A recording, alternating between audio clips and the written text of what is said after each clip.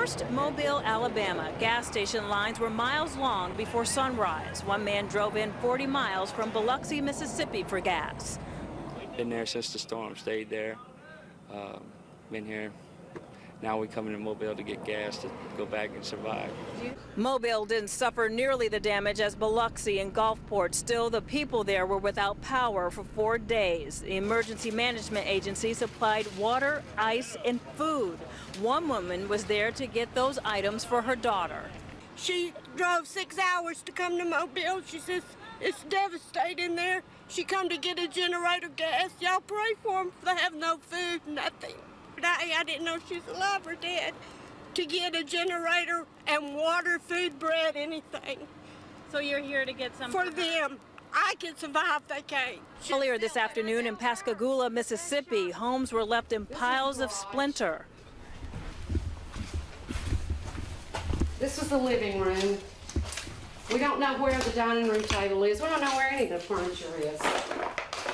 You know, we're just lucky we're alive. Then it was off to Gulfport near Highway 90, an area that felt the brunt of the storm.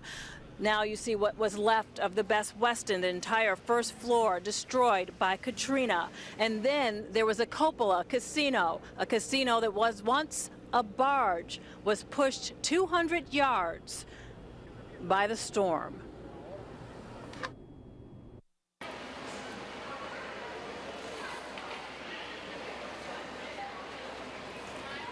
They just don't know what to do. I mean, if we just thought a little bit of how we would feel just to lose what they have lost, they just don't know how to feel. They have no feelings. They're just numb. This was the living room. When life hands you lemons like a hurricane, sell lemonade. Well, I really wanted to help them, and the only thing I could think of was a garage sale or a lemonade stand, and my mom wouldn't let me do a garage sale, so we had to do a lemonade stand. I feel bad for the people, and I wonder if they're gonna be okay, and I just feel bad for them, so we're raising money for them. It's not just Emma and Michael. There are children throughout our community doing what they can. We met Miranda and Madison on our telethon last night, dumping off their bucket of money for the Red Cross. It makes all of us proud, especially moms. Oh, I'm very proud of them. They used their own money to get the candy and the lemonade at the store. I had my 13-year-old Nina making signs. The kids were going around the neighborhood dropping off flyers, and they set the table up themselves. I'm very proud of them. In our Bright Spot tonight, all the children, in fact, everyone, finding a way to help. All of the money from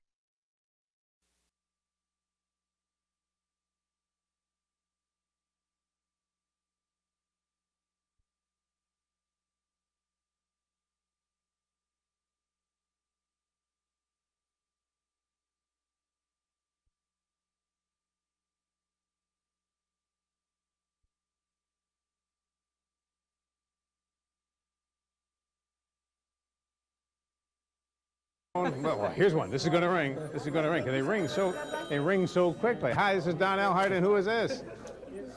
Joan, how are you? Joan Brendage? I'm looking right at you. Can you see me? And I'm thanking you personally for making this pledge tonight. I'm going to turn you over to the operator. But thank you sincerely for what you're doing. We really do appreciate it. All right, Joan, thank you. Here's Joan. She's going to make a pledge.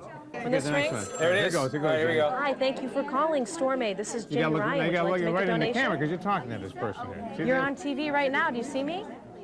What's your name? Barbara Hoffman. Thank you for calling.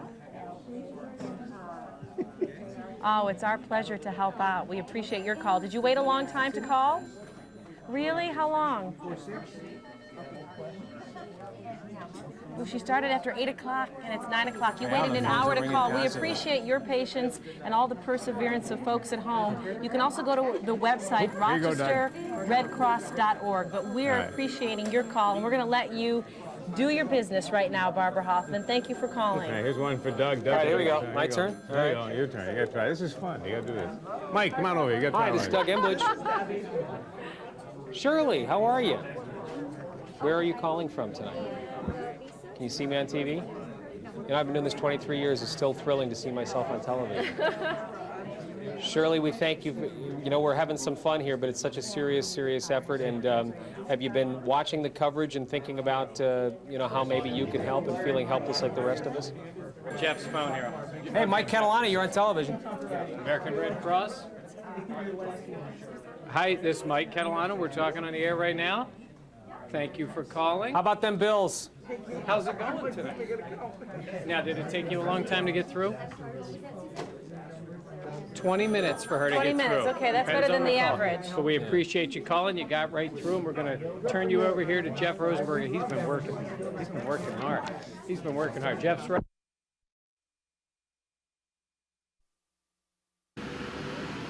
Surprisingly, the house we were looking for was still standing. We found Charles Thompson's mother, aunt, and uncle trying to stay cool under trees in the front yard. They had survived the storm. Well, it was kind of like Camille all over again. The aftermath is worse than the storm itself because you have no electricity or no water or anything.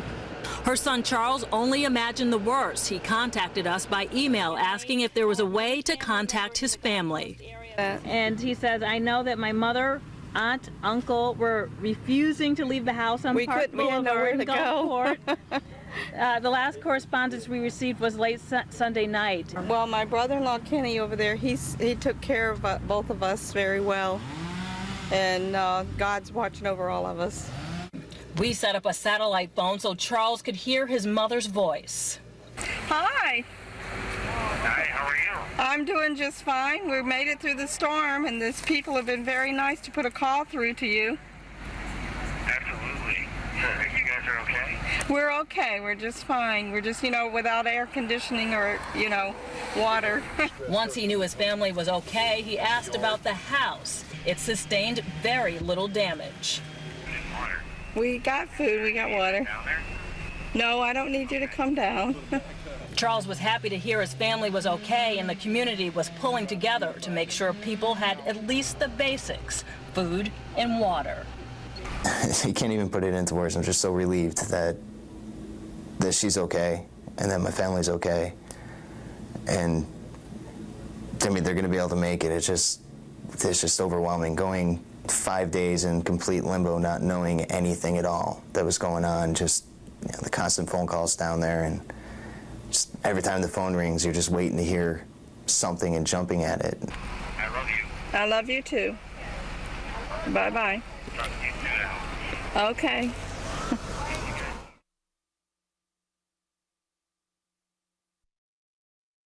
Turned the corner. So did many of the lives on board. It's a relief. I'm just glad to be here and away from where I was. Tiffany Anderson and her 2-year-old left with nothing. Just to be away from all that, because power lines is down, trees is on top of houses.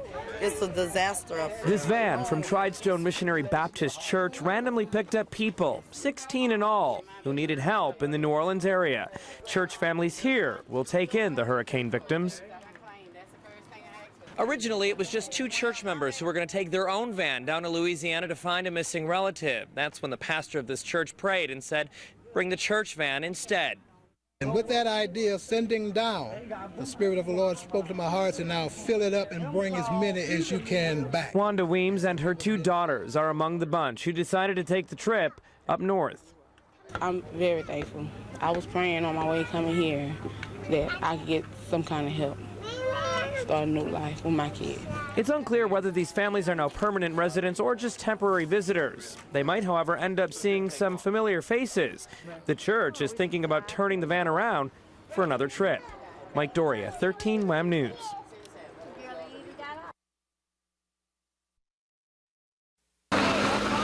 Driving through past Christiane, this is some of what Katrina left behind after she blew through the small town. Through it all, we were able to find Richard Chalonda Capircia. Roberts. We're from ABC News in Rochester, New York, and we have Daniel LaPlante looking for you. Yes. Worried sick. It's his son.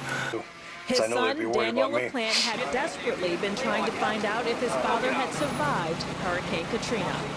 This side of the house is kind of flipping up and down a couple inches. We were sitting right there in the chair, So this house is built pretty good. It survived. We wanted Richard to share the good news with his son. Luckily, our cell phone had strong enough signal to make the connection. What's going on? Is everything all right? Are you all right there? I'm asking you, is everything okay? Yeah, we made it. The house, half of the house is missing, and the roof and this and that, but we made it through there. Made it through, but now left with no electricity, food, or water. What are you doing for food, Dad? For food? We just picked some up. We got dinner in a box. I ain't seen it yet.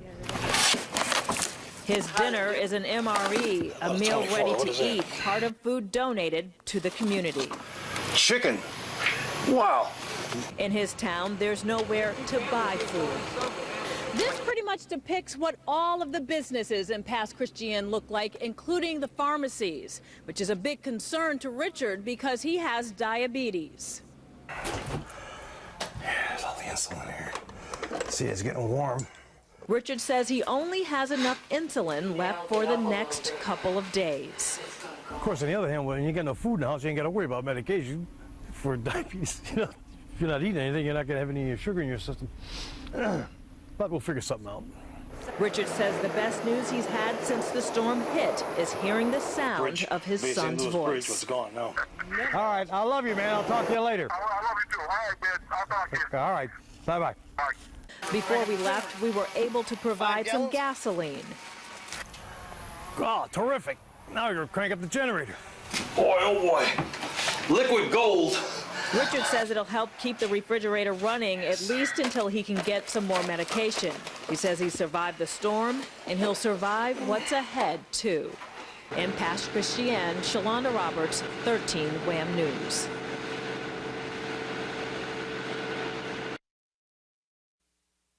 Mississippi, Hurricane Katrina left many homes looking like a mangled pile of toothpicks. It will be a long time before the homes it survived have electricity. Stacy and Danielle Langston's home is one of them. Danielle's grandmother, Wendy Combs, lives in Rochester. She contacted us because she was worried about her family. We found out that they're okay.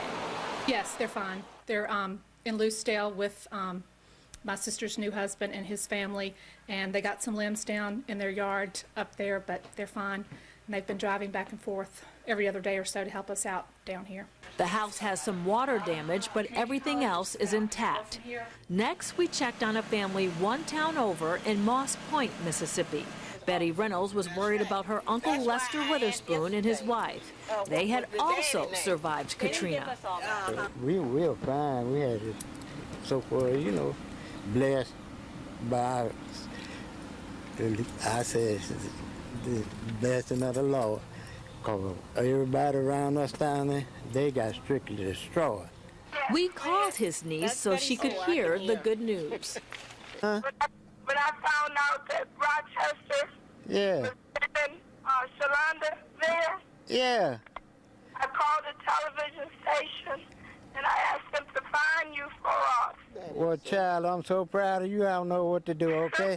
Betty said she and her father, Lester's brother, were finally able to sleep once they knew the two, who have been married 58 years, were okay. Okay, well, thank you, darling, okay? Okay, Uncle Les. All right. I love you. I love you, too. Love you too, Betty. Okay, John, I'm so happy. We're so happy. Yeah. And we at 13 WHAM are happy we were able to reunite at least a few families who became disconnected by our country's largest natural disaster. In Mississippi, Chalonda Roberts, 13 WHAM News.